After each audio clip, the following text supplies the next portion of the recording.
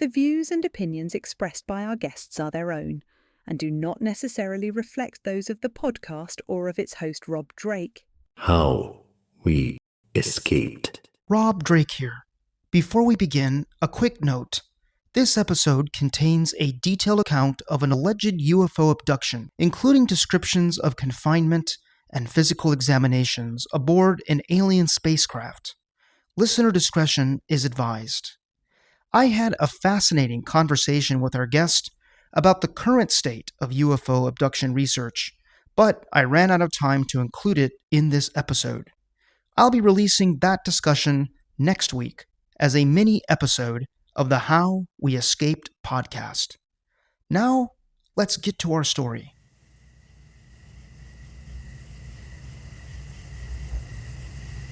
It's early in the morning of September 20th, 1961, on a dirt road surrounded by tall trees, somewhere in the White Mountains area of New Hampshire. Barney Hill is being escorted back to his car after he and his wife Betty were abducted by aliens and subjected to physical examinations. Betty is still inside the spacecraft, and she is having an argument with beings she knows are not from this world. Betty was holding what she called a book. It was more like what we think of as a tablet today, but that word didn't exist back in the 60s. So she was holding that. That was going to be her evidence that this had actually occurred. This had a thin cover. It was kind of a large book, and the cover was like hard plastic. And there was something there. There were rows of symbols, and these rows of symbols were embedded under the surface. My guest on How We Escaped is Kathleen Marden. She is an internationally recognized UFO abduction researcher, author, and the co-author of Captured, the Betty and Barney Hill UFO experience. And what Kathleen is talking about was not from Barney and Betty's conscious recall. These details came out later, under hypnosis. The non-human that she referred to as the leader had told her she could take, but then the small crew members who acted as guards and escorts and assistants saw that Betty had that book, and there was a huge reaction, and they insisted that she had to leave it with them. And she objected. She said, "You promised me. I want that book." And the leader said to her, "The decision has been made that it would be better for you not to remember this experience. And so it's not my decision to make. They must take the book." And so they took this book away from a furious Betty and started to escort her down to the car. And then Betty had an idea. And on the way, she was speaking with him, and she said, "Well, maybe you could come back. Perhaps I could set up a meeting with you with people who are far more knowledgeable than I am about you." So the leader said, "Well, perhaps I can." But again, that's not his decision to make. And Betty said, "Well, how would you find me? Out of all the people on this planet, how would you find me?"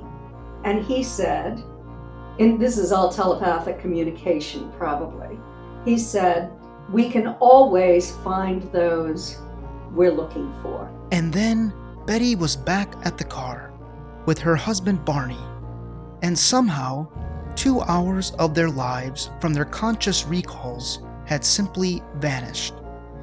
Now you, my dear listeners, might be thinking, aliens? Come on, Rob, I don't believe in that stuff. But this amazing story you are about to hear is highly credible. Betty and Barney were not quacks. They were not attention seekers. They were two very ordinary Americans who were educated and intelligent. And our guest today, Kathleen, knew them both very well because she was Betty Hill's niece. Tonight, Kathleen is going to take us on a fascinating journey into a world of alien spacecraft and their strange occupants, levitating vehicles and people, wildly spinning compasses, and hypnosis. That's what's coming up on the How We Escaped podcast.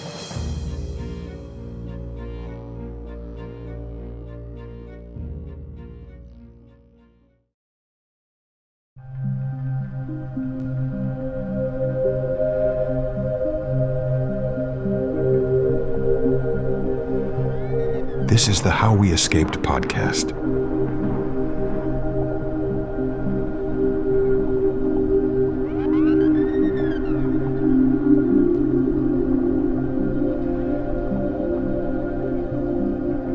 And now, here's your host, Rob Drake. Greetings, fellow sojourners. Welcome to the How We Escaped podcast. Kathleen, what do you think would have happened if the aliens had allowed Betty to take that book/tablet home with her to show to the skeptics? How do you think this would have impacted Betty and Barney's story and their lives? This was scientifically taboo. So there would be scientists who had no interest in even looking at it. They never wanted to look at any evidence. There is evidence, has been in the past. They've not wanted to look at it, and they've made the statement that if this was real, that every scientist in the world would be writing about it. But that's not true, because when you refuse to even examine the evidence, how can you ever identify it? She would have been called a fraud. There would have been debunkers who claimed that she somehow faked all of it. And there would be a few people, their papers, their articles on their research would never be published in a peer-reviewed journal. So that's the way it would be handled back then. She might even be threatened by the federal government. They would come and take it, and it would never be seen again. Wow, that's so interesting. So you're almost saying that maybe it was better that they didn't let her take this. Is it possible that the aliens knew that this could be the case and they thought she would be better off if she didn't have it? I doubt that. I think that they just were attempting to erase her memory. They thought that it would be better for them, and perhaps for Betty and Barney too, if they didn't remember what happened on that craft and didn't pursue it. I think that they were trying to protect themselves, but also Betty and Barney, perhaps. Yeah, and so they told Betty that they were going to erase her memory, and I guess Barney's memory as well. Were they largely successful in doing that? They were largely successful in anything that went beyond the dirt road. They had vague memories of finding themselves off the U.S. highway and on a dirt road, which was lined with tall trees. They had vague memories of a roadblock and of a fiery orb, and they had all of the conscious recall for the close encounter with the craft as it hovered 100 feet above them, of Barney observing what he described as figures dressed in black, shiny uniforms who were somehow not human. That was all part of their conscious recall. The code-like buzzing sounds that were striking the trunk of their vehicle that sounded like a dropped tuning fork. Around 8 of those. 2 series. 1 before they started to lose conscious recall, and 1 when their conscious recall returned 35 miles down the highway. But they did not have any memory of what happened on the craft or of actually being taken to the craft or returned. And we're going to get into that story here in a little while. Let's talk a little bit about your aunt, Betty, and your uncle Barney. What were they like, and how did they meet each other? Betty and Barney were like-minded individuals, but they came from different backgrounds. Betty grew up on a farm in Kingston, New Hampshire, and she was a very bright student. At the top of her class, went on to the University of New Hampshire, graduated with a degree in social work. And during her time on campus, she was the student leader of the campus interracial relations group. So she was a born leader, a person with very firm beliefs and interests, not in UFOs, but in civil rights, in human rights, in that sort of thing. She married to a man who had 3 children. She adopted them and raised them, but the marriage failed. She divorced him after the kids had grown enough that she could leave them. She was a very good businesswoman in the divorce. She got a house. She had it made into an apartment building. She lived in one of the apartments and rented out the others. There was a military base in Portsmouth at the time. She had a lot of friends on the base. She rented apartments to people who were stationed at the base. She met Barney in the mid-1950s, and he was on vacation in New Hampshire. He was a black man. He lived in Philadelphia. He'd grown up in Philadelphia, but he was born in Newport News, Virginia. And so he spent summers on the family farm in Virginia. He knew about this racial segregation in the United States at that time. And that was something that Betty had not had exposure to coming from the North, where, there could be prejudice, but it wasn't the kind of racial segregation that Barney was accustomed to. He had had a first marriage. He and his first wife had 2 sons. He had served honorably in the Army during World War II. After that, he went to work for the post office. He was very active in his church and very active in the civil rights movement, wanting particularly to raise up the youth, to have a better life, to have more opportunities. He was a member of the NAACP, was on the regional and the local board as legal redress. And in 1965, after the hypnosis, he was appointed to the U.S. Commission on Civil Rights as a representative for the state of New Hampshire. He was awarded a commendation from Sergeant Shriver, who headed up the U.S. Federal Poverty Program, for the work that he and Betty and other people from Rockingham County, New Hampshire, did to establish the Rockingham County Community Action Program. It was a program that awarded dollars to help underprivileged families. What was it like back then in the 1960s in that area to be in an interracial marriage? How did people view that? There was some racial prejudice, but it wasn't overt the way it was in other areas. There were, people use the same, regardless of your race. Men use the men's room, women use the women's room. There was just one. You could stay at hotels together. You could go to restaurants together. You could do everything in life together without a problem. If somebody didn't like it, they might have made a face or a quiet comment to someone else. But it wasn't overt prejudice. And what are your memories of your Aunt Betty and Uncle Barney before the event? I was 13 when it happened. I did spend quite a lot of time with them. I lived across the street from my grandparents, Betty's parents, and they visited generally once a week.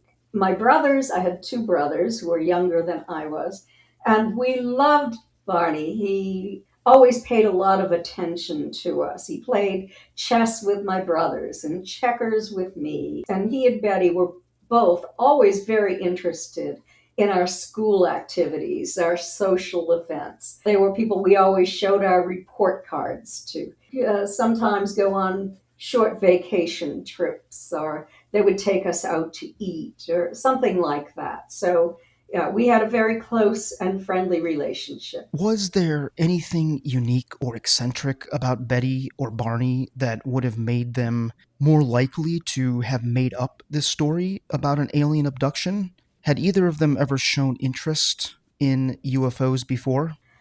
Not as far as I know. I know that Barney was a confirmed skeptic. He did not believe this was even possible. Betty was more open-minded, but the only interest she had, as far as I know, is that back in the 1950s, my mother and an aunt had an unusual sighting of an object in the sky on their Friday night grocery shopping trip. They stopped the car. They knew people who lived at the house across the street from the field where this was taking place. And everyone went out and looked at it. It was a cigar-shaped vehicle in the sky, and there were smaller ones around it. And so they stopped, they looked at it, but I didn't even know about this in 1961. My mother mentioned it briefly to Betty and Barney. There was no further discussion, and Barney scoffed at it, said it couldn't be, there had to be a logical explanation for this. It was misidentification. Betty said, well, she supposed it could be true, but she really didn't know. So let's talk about that night. There's an important distinction to make here between what Betty and Barney consciously recalled versus what came out later through hypnosis and Betty's dreams. So let's just start with what they consciously recalled. What happened? They were driving home at night from a vacation trip.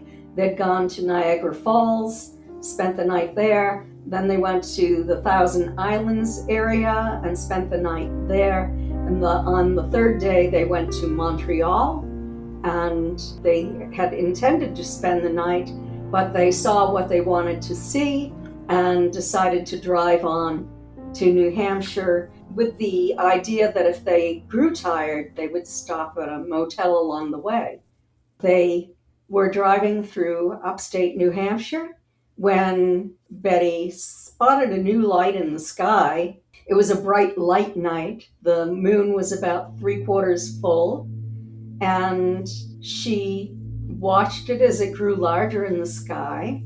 They stopped twice to look at this thing. It was at a distance on their first stop, and then it shot back very quickly in their direction. On the second stop, it was hovering next to the profile of the old man of the mountain, which was just a natural rock profile that resembled the profile of an old man. And that was 48 feet from forehead to chin. And they noticed that it was at least 1.5 times the length of the old man's profile. It was rotating. It appeared to be lighted on only one side. It was completely silent. And then they got back into the car. It started to move in a stair-step pattern. And then it started to bounce back and forth in the sky. Barney compared it to a yo-yo, going out and then bouncing back. And they stopped several times. They were driving very slowly along this particular section of road, and finally exited, and now they were in the tourist section in Lincoln. So they passed by a motel that had cabins called the Indian Head Resort, and Betty thought about staying there, but she didn't because she was still interested in what this thing was. She was still trying to identify it. And so she became excited because it was coming in closer and closer. And Barney had to stop the car in the middle of the road because it just swooped down over the highway. And all of this is in the original reports in 1961. In this area, the White Mountain region of New Hampshire, how remote was it? Were there other people around? It was a tourist section of New Hampshire. There were lakes, there were mountains, it was very scenic. There were a lot of motels for people to stay at. My family went up there. Betty and Barney had been up there several times. You'd go up leaf peeping in the fall to see the beautiful leaves. In the summer, you might go up to go camping. So it was a kind of a resort tourist kind of area. There were not a whole lot of people who lived up there. The entire population of New Hampshire has grown in the past 65 years. But there were still some houses along the side of the road.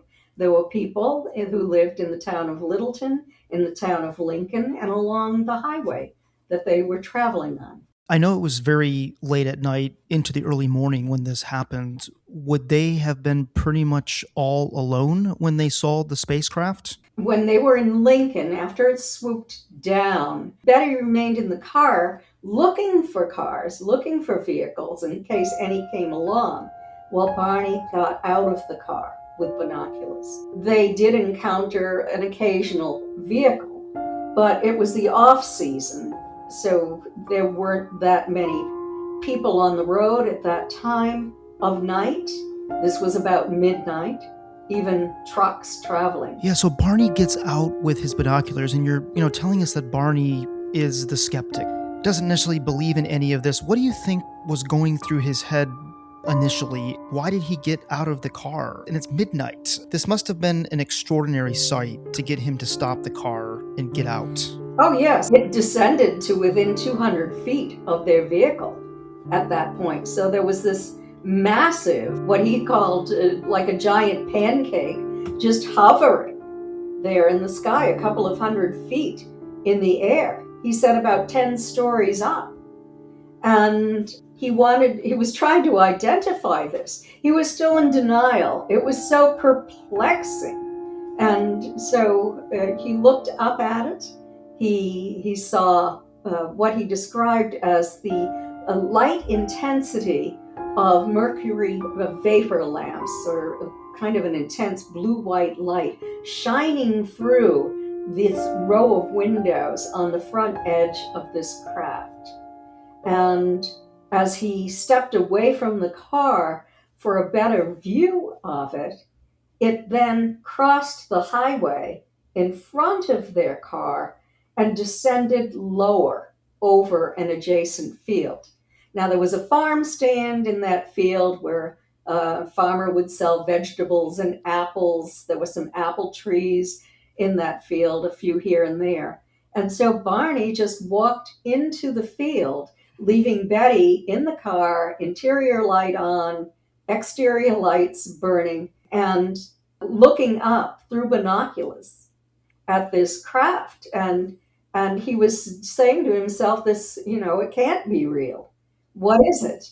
And it was really, kind of ontological shock to Barney to suddenly realize that this was something he could not explain, that he had never seen before, and that he never believed.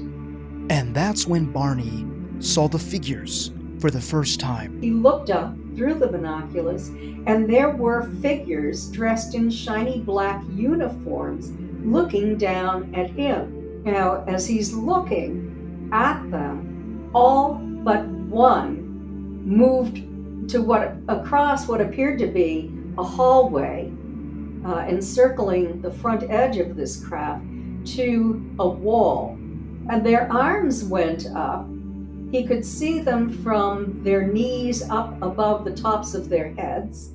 And when this happened, he could see little red lights on fin-like structures slide out from each side of this craft. And then he saw something appear to begin to drop down from the bottom of the craft. And there was one at the window who was wearing what he believed was a hat. I've seen photographs as an investigator over the years and of these non-humans, and I believe they're wearing headgear, not a hat. And how far was he from Betty and the car at this point when he's able to see these figures, these aliens in the spacecraft? Oh, I would say he was at least 50 feet away from Betty. And why do you think Betty, at least initially, stayed in the vehicle? She stayed there because the car was running and stopped directly in the middle of the road. She told me that it was straddling that center line. And if any vehicles came along, she would have to get into the driver's seat, slide across into the driver's seat, and move the car. At this point, do you think that he or Betty had any sense of danger about this spacecraft? I think that they both sensed danger. I think they were both frightened. Now, I didn't know that until I listened to all the hypnosis tapes.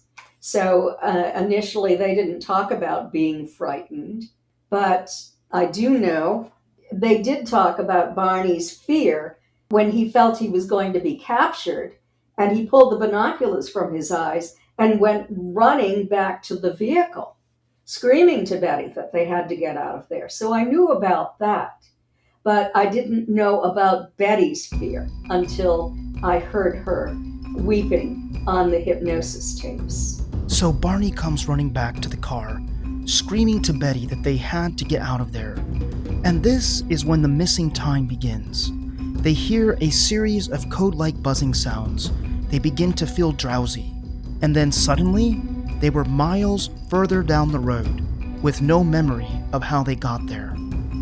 Kathleen, we will come back to what hypnosis revealed about what happened during this missing time. But let's talk about returning home. What time did they get back? When they arrived home, it was already dawn.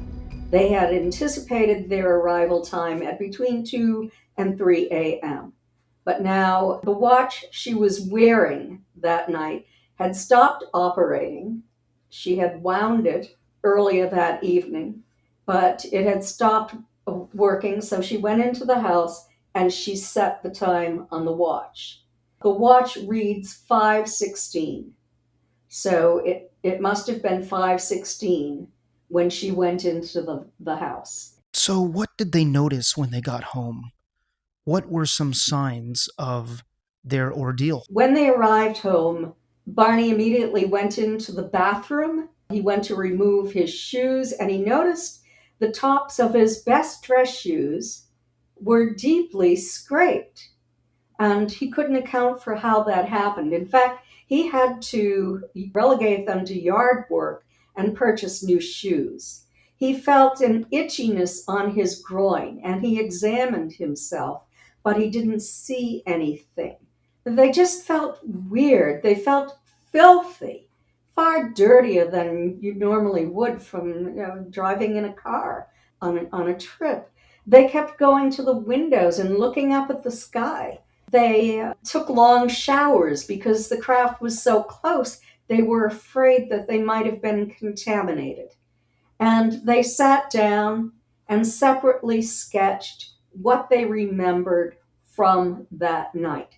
And you can see all these archival documents on my website at Kathleen-Marden, MARDEN.com. That's quite remarkable, Kathleen, that they had the presence of mind to sit down and create these sketches. Yes, it is. And they also had breakfast before they went to bed. They were hungry.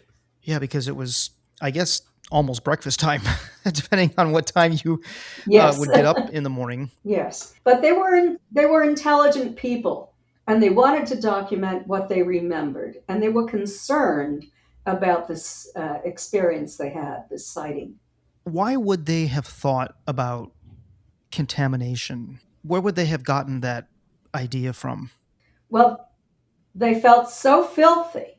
Also, I don't know where they got that idea from. I mean, they were intelligent people. I don't know for certain where that idea came from, but they feared that they might have been contaminated. What were some other telltale signs, some physical signs of this event? When Betty removed, in addition to her watch, when she removed her dress, she discovered that the zipper was broken and the stitching was torn out at the top of the dress and along the zipper.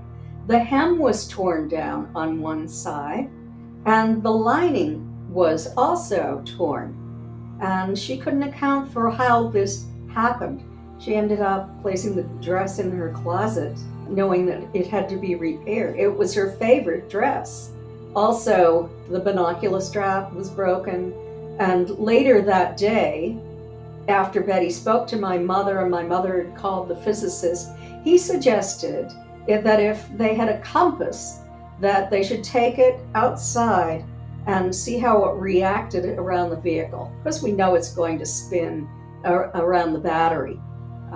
Anyone would know that. But when Betty went outside with the compass, there were new, highly polished spots on the trunk of the vehicle that hadn't been there the previous day. They were all about the size of a quarter to a $50, but all the same size. And there were about approximately 12 to 15 of them. And so Betty first, took the compass along the side of the car. It didn't react. But when she took it to the trunk of the car and held it over the spots, the needle whirled. And so that caused concern. She got in touch with her tenants. He was in the Air Force. He and his wife went out and they looked at this, and they looked at what happened to the compass. And then she was trying to shame Barney into coming out, but he was being stubborn. He didn't want to have anything to do with this. He wanted just to forget about the whole thing. And so he finally was shamed into going outside and looking as well and trying the compass over the spots, and the needle whirled for him as well. You talked about Barney just now really wanting to forget this and move on. Was there ever a thought from them about doing just that? Like, we're going to just pretend that this didn't happen. We're not going to share this with anyone? Yes, there was that thought, definitely with Barney. He told Betty that they should forget about this because no good could come from it, and no good has ever come from it. But Betty was very curious. She wanted answers. She wanted to learn more. And so she was the one who began researching this, who sat down and wrote a letter. Well, first of all, she and Barney called the Air Force, Pease Air Force Base, the following day and made a report with Pease Air Force Base. You'll see that on my website. And then on the 26th of September, she sat down and typed out a letter to the National Investigations Committee on Aerial Phenomena. She had found that address in the book that she checked out of the library. She wrote a letter to NICAP describing exactly what they remembered and also drawing that erratic flight pattern of the craft. And even before she called all of these people, I know that she called your mother, and you've alluded to this, that you were 13 and you were there and you heard the conversation. How did that conversation that you overheard change your life? It changed my life dramatically because it opened up new information that I had never heard of previously. Because of that, we ended up at Betty's and Barney's house 2 days later. I saw the spots on the trunk of the vehicle, Betty's watch, heard from Betty herself about everything that happened to them that night.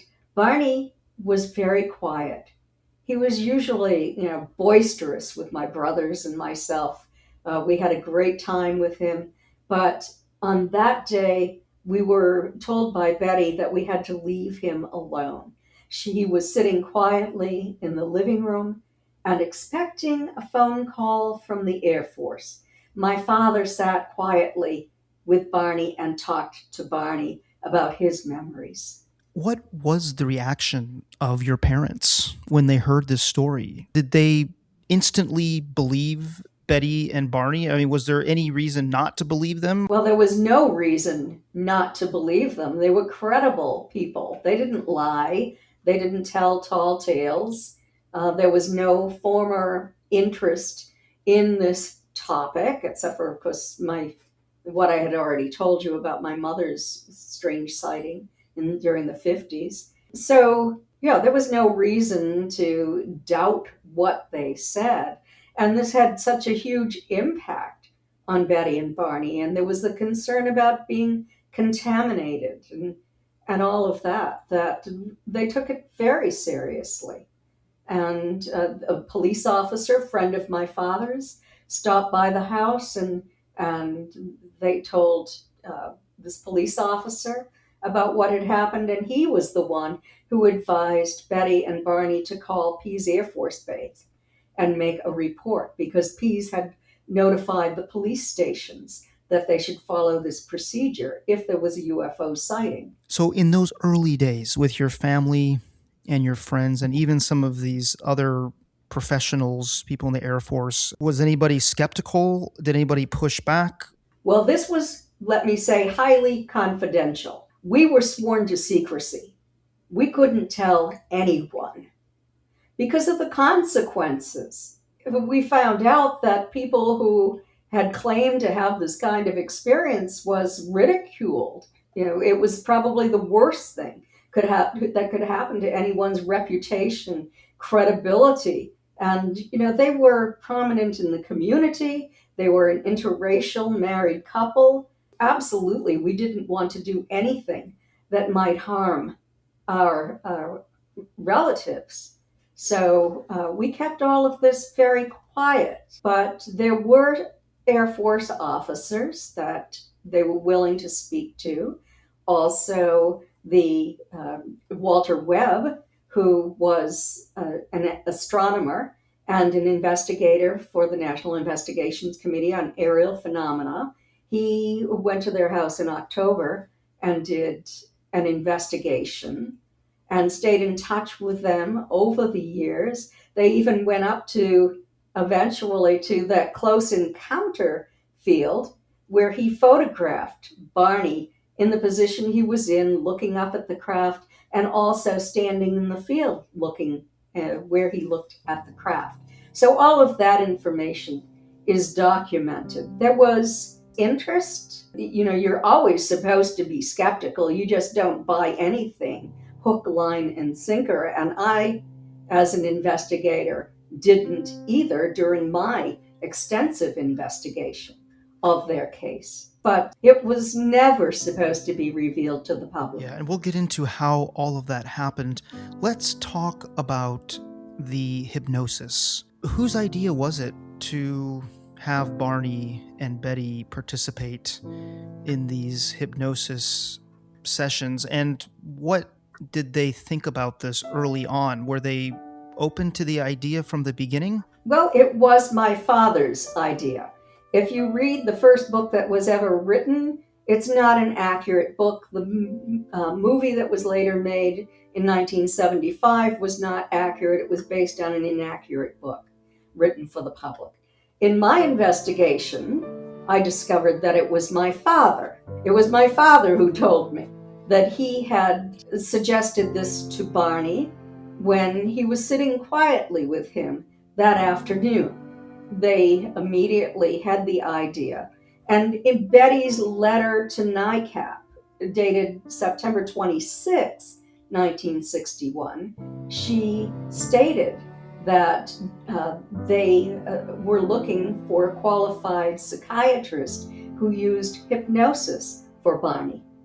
So that was something that happened really immediately.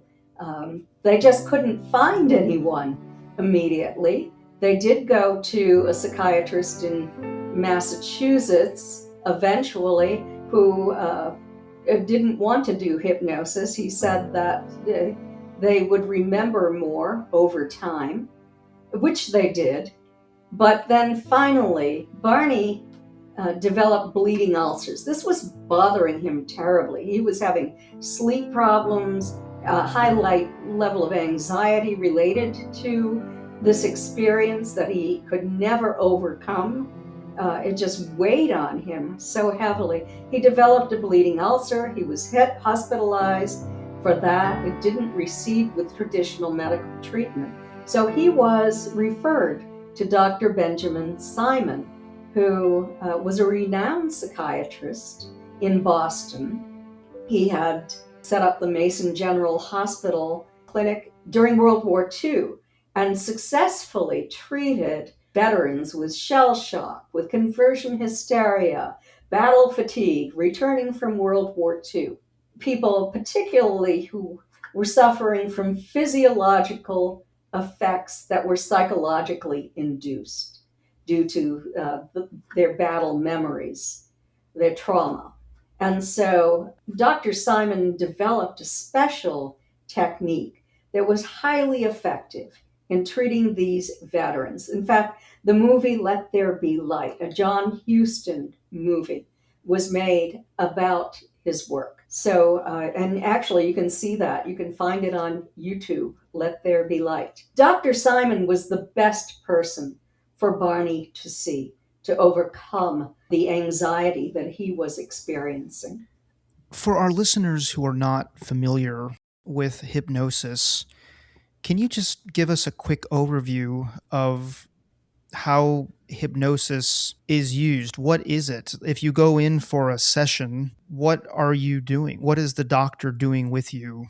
Well, first of all, you go over everything that you recall before the hypnosis begins. So you review that over and over again. The date, the timeline, all of the conscious memories.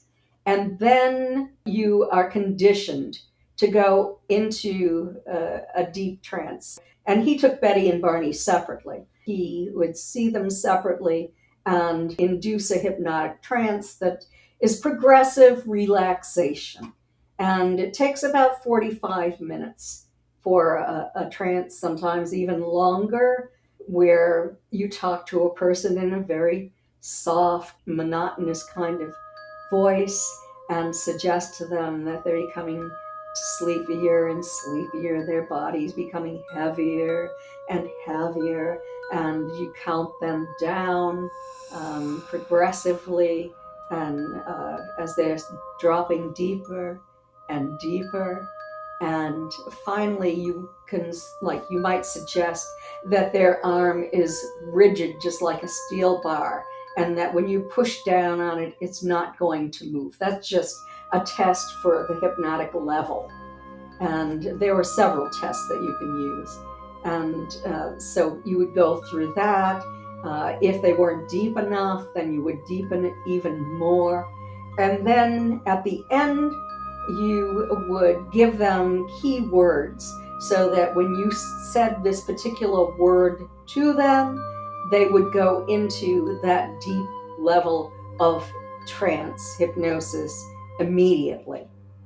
And you would go through a period of practicing that with them, like once a week, where you would go through that, and then you would deepen them more and deepen them more until you could say those words and they were in the deepest level of hypnosis that they could go into.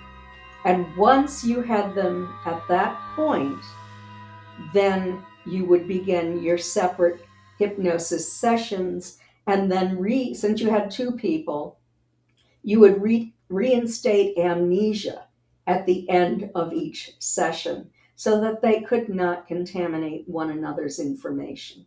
Has anything really fundamentally changed about hypnosis since the 1960s, or is it pretty much the same process, the same techniques today? Well, the methods of induction can be very much the same. Different hypnotists or hypnotherapists have developed their own technique over the years. Anyone who has been a student of hypnosis knows the pitfalls that you want to avoid. You want to avoid inducing trauma. You want to avoid making suggestions to someone who has amnesia as you're unlocking it, anything that could suggest to them something that really did not happen. So it's called confabulation. You want to reduce a person's ability to confabulate, because that's one of the dangers of hypnosis. It would be confabulation, but it's confabulation that's actually led by an unqualified hypnotist. Kathleen, have you yourself gone through hypnosis?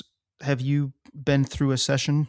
Well, I have, but I was so interested in finding out all I could learn about hypnosis that I spent an entire summer at the university doing research in the library of all of the academic studies on hypnosis.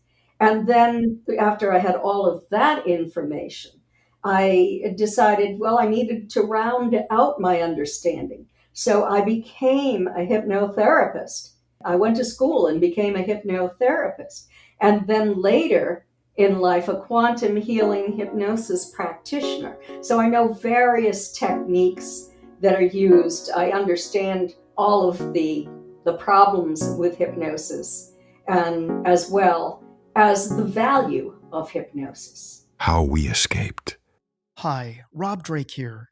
Do you have a story of escape to share with us on the How We Escaped podcast? We'd love to hear your story and to consider airing it on our show. You can contact us right now by heading over to howweescaped.com and filling out our contact form. That's howweescaped.com. You can also reach out to us on Facebook, YouTube, or Instagram.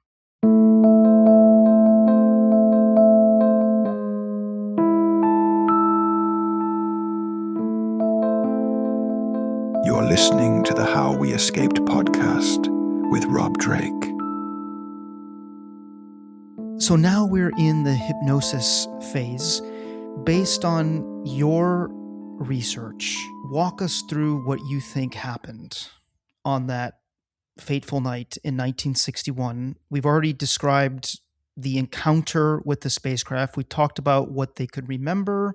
We've talked about what they were able to see when they got home, the physical signs. What do you think happened for real that night? Well, I suspect that when the craft was hovering overhead and they heard those code-like buzzing sounds, that it actually lifted the car up and moved it. I have a great deal of difficulty believing that they controlled Barney's mind while he drove that vehicle another 10 miles down the highway. I really don't think that happened. And I know in all of the other cases where people were driving a vehicle, it was picked up by the craft. So I think that's what happened to Betty and Barney, but they were trying to be logical and thought that they continued driving. They, under hypnosis, they both were very confused after those buzzing sounds on the trunk of their vehicle. And so Dr. Simon moved them on, you're going to remember. And then memories started to come back, finding themselves on this dirt road with tall trees, of a roadblock, of a bright kind of red-orange in the woods that they could see that appeared to be sitting on the ground. The motor of their car died, and they were sitting there, and Barney finally realized that they were not going to be robbed, that this was not any kind of human roadblock, that these were the figures that he observed on the craft when he was standing in the field. So how did the abduction happen? How were they taken from their vehicle? They broke into two groups of three. One went to Barney's side, one group went to Betty's side. Betty became terrified. She attempted to open the door. She was going to escape and by running into the woods, but they intercepted her. And one of them pointed some kind of cylindrical object at her, and she lost consciousness.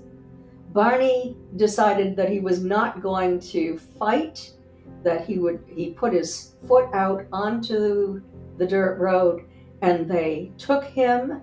Betty remembered being taken down the path. The problem was that Betty had 5 dreams, and she absorbed some of the information from those dreams that was probably fantasy material and made that kind of confabulated part of her hypnosis. So I was able to say, well, I believe that this is just her dream, and this is like an overlay over what probably happened to Betty.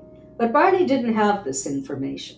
He remembered feeling like he was floating and only the toes of his shoes were bumping along the rocks. that he was being escorted by these non-humans. And then he felt the toes of his shoes slide up the ramp. And there was an elevated surface at the top of that ramp. And he was taken down the hallway into a separate room. And Kathleen, when you say that he felt like he was floating, was that because they were holding him on either side, or were they doing something to basically make him float along with them? He felt like he was being supported, like he was floating. He couldn't feel hands on his body, but he felt that somehow he was being supported.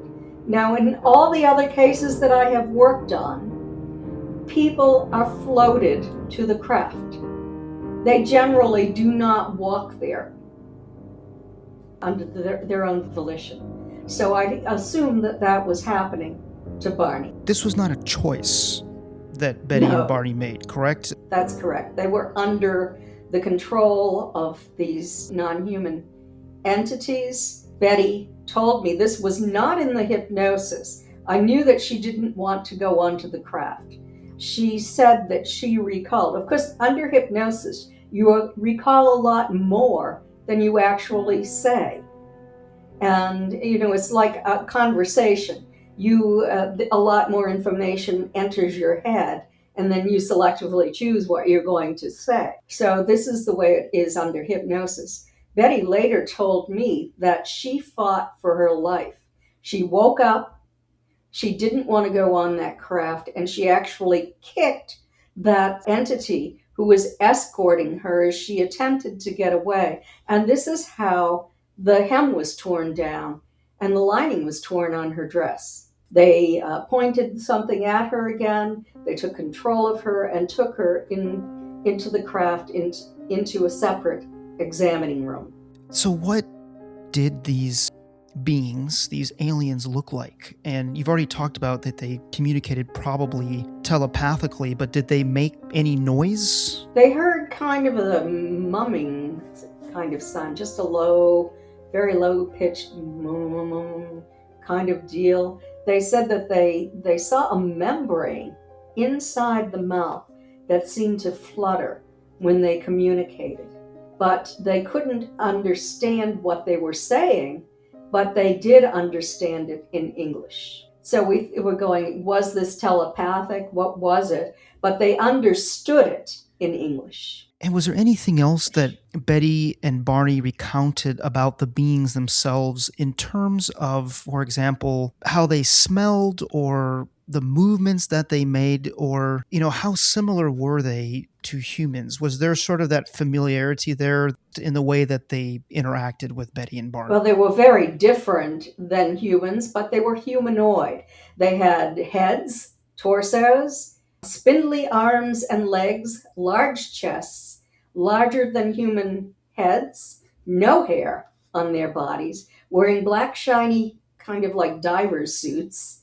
They had no ears, very tiny nose, almost flat, with just upturned little flared nostrils, and then that slit for a mouth. Of course, they kidnapped Betty and Barney for this period of time, but were they friendly? Did they seem to show any signs of compassion or empathy or interest in Betty and Barney, or was this all business? Like, there's a purpose here and we're going to accomplish the purpose and then we're done? Initially, it was very much businesslike. Betty and Barney were essentially human specimens, taken to different rooms, against their will, had physical examinations. They were very interested in their skeletal system, muscular system, nervous system, scraped their skin, took samples of their hair, samples from every opening in their body, that kind of thing. This was not anything that was consensual. Betty and Barney were frightened. They kept their eyes closed most of the time. So Betty and Barney are recalling all of this in hypnosis. These must have been really intense hypnosis sessions. You are correct, because Betty and Barney didn't even know if they could believe these non-humans. They didn't know if they would actually be returned or what would happen to them. They were kidnapped off the highway.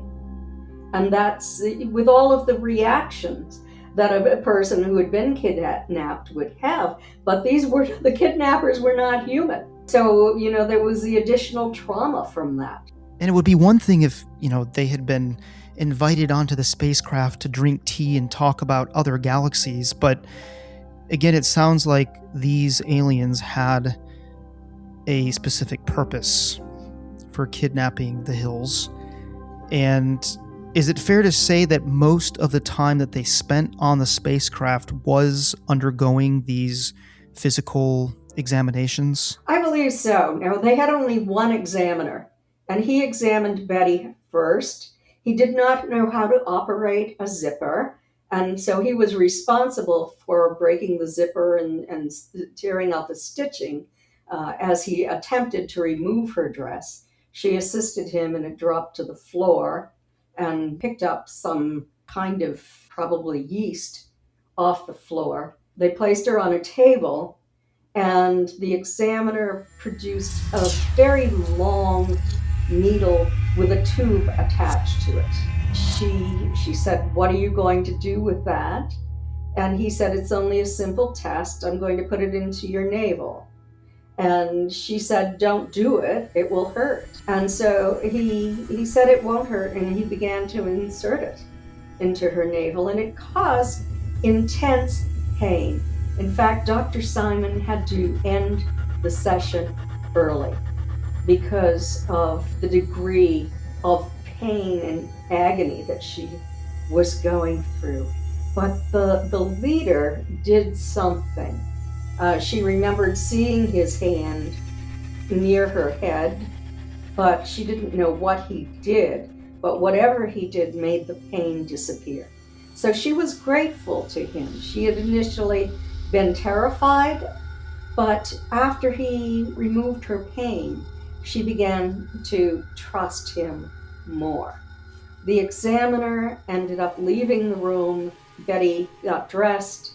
Examiner went in to examine Barney. We found out under hypnosis. They didn't know that before that time.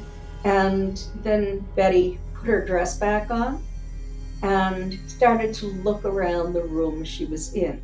What was the craft doing at this time? Was the craft on the ground? Betty and Barney assumed that it was on the ground, but this is not certain. And inside the craft, again, were there some familiar, you mentioned a desk, and I suppose there was maybe a operation table or something like that, but what did they see inside the craft? Well, in that examining room, Betty saw, it was like a stool that she had to sit on initially, and then it was a short table. Betty was 5 feet tall, so the table was good for her, but way too short for Barney in his room. Everything was very sort of bare. The walls were sort of metallic, but there was a blue-white light that was shining through the walls and the ceiling everywhere. The light was dim, it wasn't very bright. And also, Betty saw that little table. I don't know if it was a table. It wasn't like a desk you'd sit at or anything like that. So very stark. And then Betty was shown something extraordinary by the leader of the aliens. And then Betty said to the leader, since she began to trust him, "I know you're not from around here. Where is your home port?" And so he went to the wall and pulled something out of the wall and put it up into the air. And it was almost like looking through a window out into space. Now, in Betty's dreams, it was different. In Betty's dreams, it was like a classroom map that pulled down, but it was different, really high tech in the dreams. And on that map were about a dozen stars connected by lines, and about 4 more stars that were not connected by lines. The stars in the foreground were about the size of quarters. Some of the stars were only pinpoints. Some were connected by several solid lines, whereas others were connected by single lines or 2 lines. And then there were dotted lines that Betty understood were expeditions. The solid lines were trade routes or places that they went to. And so this is the famous star map. Yes. That became the subject of much discussion and controversy later on. Why do you think this map invoked such fascination, interest, and skepticism? Well, first of all, Betty dreamed about the star map. And then she talked about the star map in a hypnosis session with Dr. Simon. And he gave her the post-hypnotic suggestion that if she could remember it accurately and it didn't trouble her too much, that over the next couple of weeks she could go home and sketch that star map. And so she went home and she did sketch it. And so that was all. She had no identification of the stars, only these dots and circles connected by solid lines and dotted lines. So it remained a mystery. She did at some point in, I believe it was either the New York Times or the Boston Globe, I don't remember which, see some kind of a map that she wondered if it had certain similarities to her map, but it wasn't really similar. It was not the same star system at all. And years later, an amateur astronomer took Betty's sketch of that map and found a match. Marjorie Fish, a brilliant woman from Ohio, saw that star map in that book. And she was an amateur astronomer. She was a school teacher at that time. After she did her work, she ended up being a research assistant at the Oak Ridge National Laboratory. But she would go to the university and look at the astronomical catalogs. She had to hand copy all of the distance data for all of the stars in our local galactic neighborhood out 54 light years. She would take all of that information home. She built three-dimensional models. She used silk thread and beads of various sizes and colors to represent the types of stars. She did the calculations to know specifically where to put them in that volume of space that was being represented in those models.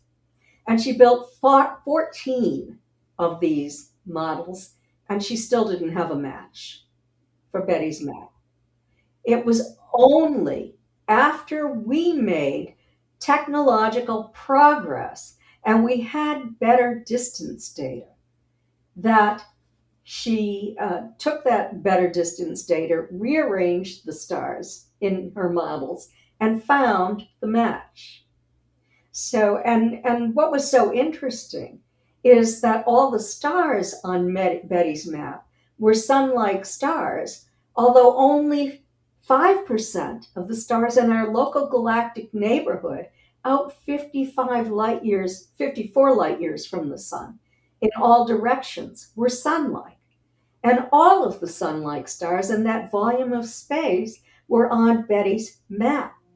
Not only that, but they were all in a plane instead of being a long distance from one another where you would have to bounce back and forth from your star system or your planet to someplace else. You could travel easily from one star system to another if you had the technology to do that. And so are we talking here, when we talk about stars, are we talking about a community of solar systems, kind of like our own solar system, or are we talking about galaxies here? No, we're talking about stars in the in a certain section of the Milky Way galaxy, where our scientists now know that there are many exoplanets. So we're talking about relatively close. 39 light years is about the furthest star on that map. Some of them are closer. It seems that by the end of this time, Betty at least was quite comfortable communicating with the aliens, and even as we talked about at the beginning of the show, arguing with them about this book/tablet that she wanted to take with her.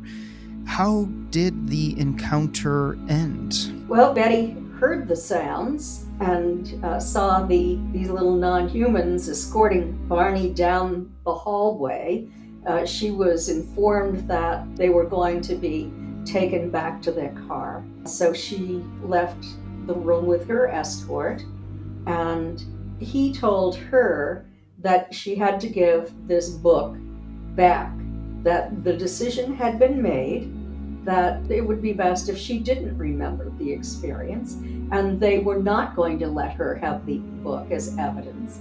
And she was furious. So she stayed behind while Barney was escorted back to the car, put into the seat of the car. The dog was there, shivering, kind of shaking, in front of the front seat, pushed his back as far as she could get underneath the seat, which wasn't very far. And so he sat there. So the dog was not taken into the spacecraft. As far as we know, Betty and Barney did not see the dog being taken to the craft or on the craft. So they just assumed that she remained in the car. Because you would think that maybe the aliens would have been interested in doing some sort of examination on the dog as well. But it would have taken longer. Maybe they knew more about dogs. I know from the research I've done that they started taking flora and fauna way back in the 1950s, long before they took Betty and Barney. So, maybe, and I know that they had the examining tables already for humans. So, I have no idea why, if they took the dog, but Betty and Barney didn't know, or if the dog remained in the car. A question that has been weighing on my mind ever since I finished your book is, do you think Barney and Betty were just in the wrong place at the wrong time? Or were they targeted by the aliens long before this encounter began? That's extraordinarily difficult to even speculate about. I don't know. Betty and Barney believed that it was because they were driving at night that they showed an interest in this craft that was coming in closer and closer, and that was the reason they were taken. Here you had a man and a woman who, rather than just one person. That's what Betty and Barney believed, that it was just an opportunistic abduction. I know from my years of research on experiencers that many have been taken time and time again, periodically throughout their lives. And they might forget, they might not remember some of these contact experiences. They usually remember some of their events, at least part of some of their events.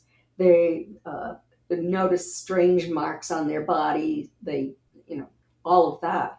But it's generally under hypnosis when they can remember having had previous encounters. And Betty never had hypnosis to find out if she had previous encounters, nor did Barney. So it's impossible to answer that question. Do you think the experience that your mom had with seeing a UFO had anything to do with this encounter? Was there a connection? I know there is a family connection that now, today, with many of the experiencers that I've worked with, and I've worked on 3 studies on about 4 studies now, with over 5,000 experiencers, that this is intergenerational in more than 50%.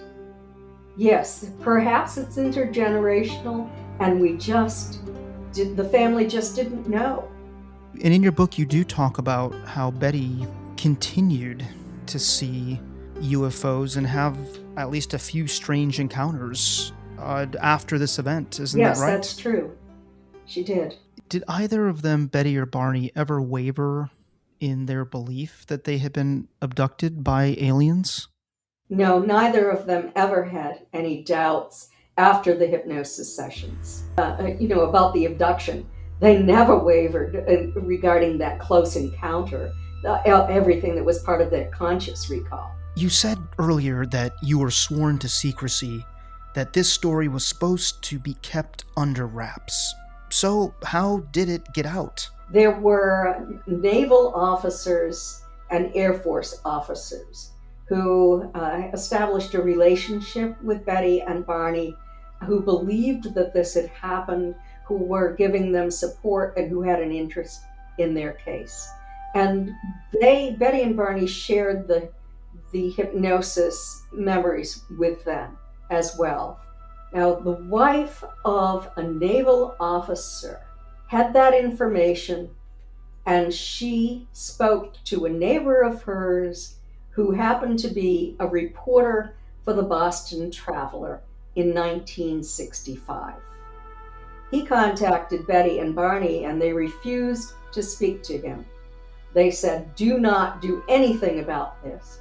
He secretly went on to conduct his own investigation. And in late October, starting October 25th, 1965, and for 5 consecutive days, he published articles on Betty and Barney, on the Air Force investigation, on the NICAP investigation, and on the hypnosis, based upon what the information he had received from NICAP, from the Air Force, from a number of people that were convinced that Betty and Barney had approved his conversations with them, based upon this woman's statements, and based upon a tape that was supplied to him of a lecture that Betty and Barney gave in 1963 to a NICAP, a small group in Massachusetts that was Walter Webb's group, the original investigator, where they talked about their sighting in their close encounter. They knew nothing about what happened during the hypnosis at that time. John Luttrell opened all of this up to the public. It was terribly traumatic for Betty and Barney that happened. The story was out, and Betty and Barney had a decision to make. And as a family, we decided that it would be okay to begin to talk about it. Betty and Barney gave their first lecture at the Unitarian Church in Dover, New Hampshire on November 3rd, I believe it was, 1965. And John Fuller was there. And John Fuller approached Betty and Barney, who was in the area writing the incident at Exeter, which happened in 1965. And so heard Betty's and Barney's lecture. He invited them out to dinner. He met Rear Admiral Herbert Knowles, who had been supporting Betty and Barney. And he presented a proposal to them that since this information was already out and it wasn't entirely accurate, that he would love to write a book. And they said only if Dr. Simon is involved, and they permitted him to write the book. It was based on the hypnosis sessions. And although he wanted to write more about what really happened, from what I've found from his archival collection, the publisher was saying, you have to change this or this book will not be published. Also, there was misremembering in the initial hypnosis sessions, and it was eventually worked out over time in subsequent sessions. But he took those early sessions, so he was presenting the false information, inaccurate information, remembering in those early sessions, and that went into the interrupted journey. And he reworded the statements. He left out some of what they said, that sort of thing, to make it more palatable to the public. And then, of course, we have your investigation and the book that I believe you co-authored, Captured: The Betty and Barney Hill UFO Experience, the true story of the world's first documented alien abduction. For you as a loving relative, as part of the family, how were you able to balance that family connection with the need to also be an objective investigator? When I began my investigation and my writing, and I did this writing over probably about 15 years, investigation and writing, I was determined that I was going to be unbiased. I didn't care what the outcome was. Perhaps it was just an accidental misremembering.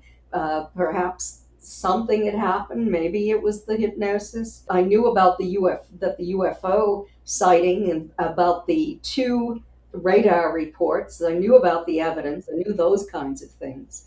But in terms of the abduction, I was highly skeptical about what they said under hypnosis. And I waited until after Betty had died to publish this book.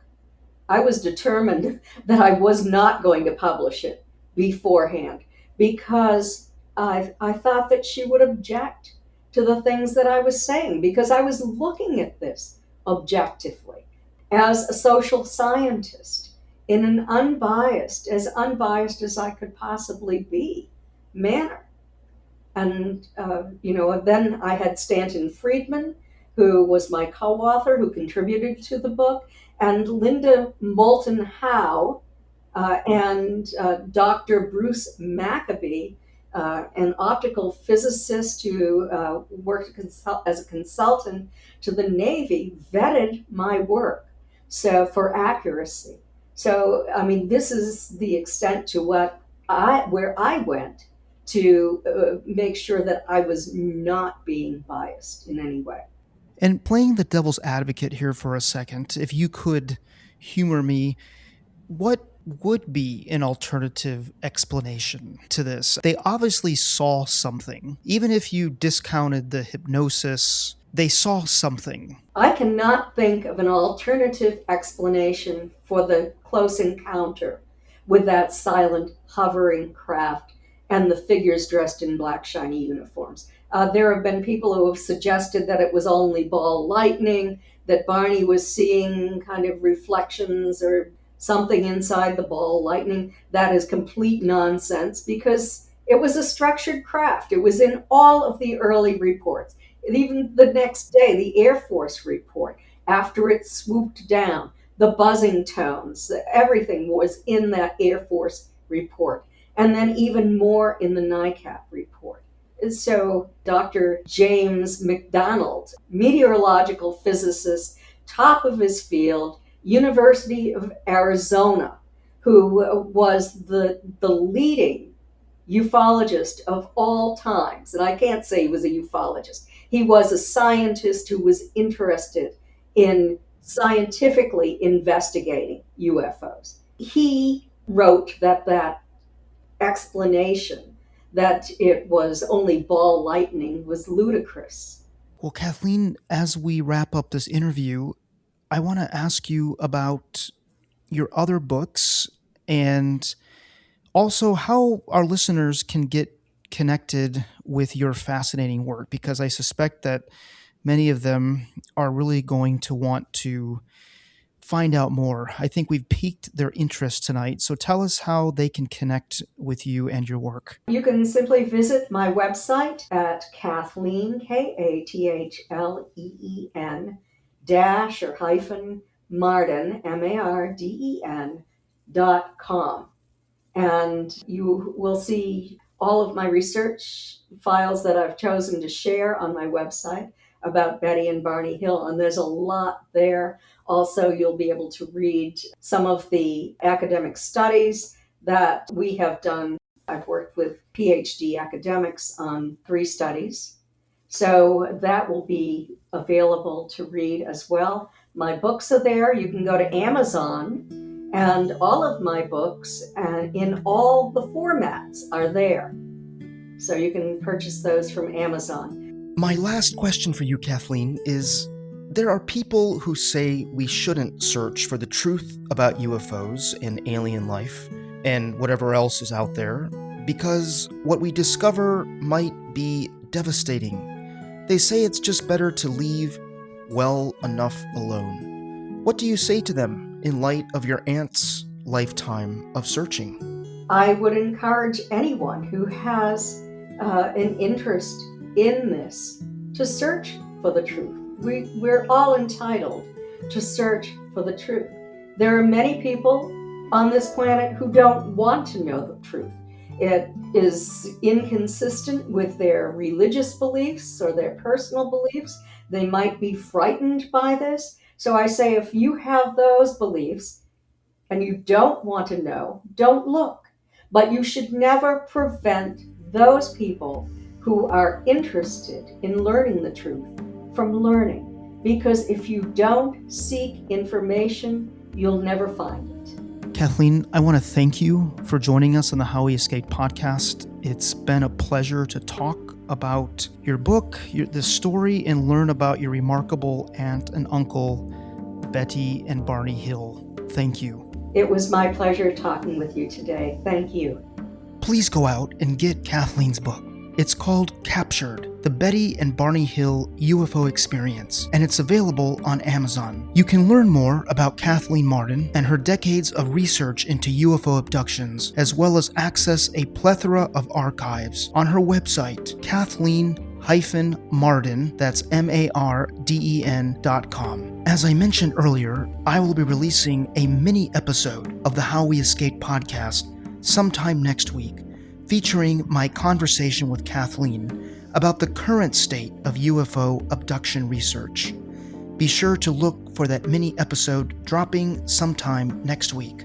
Please don't forget to subscribe to our podcast, How We Escaped, and leave us a review if you enjoy listening. Every review helps. I want to end today's show with a quote from the author and poet Sarah Williams. In her poem, The Old Astronomer to His Pupil, she wrote, "Though my soul may set in darkness, it will rise in perfect light. I have loved the stars too fondly to be fearful of the night. Until we meet again, I'm Rob Drake. Yullaby."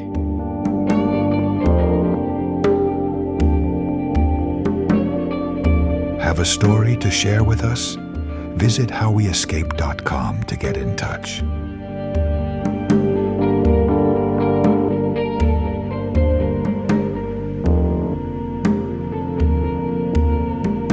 How We Escaped.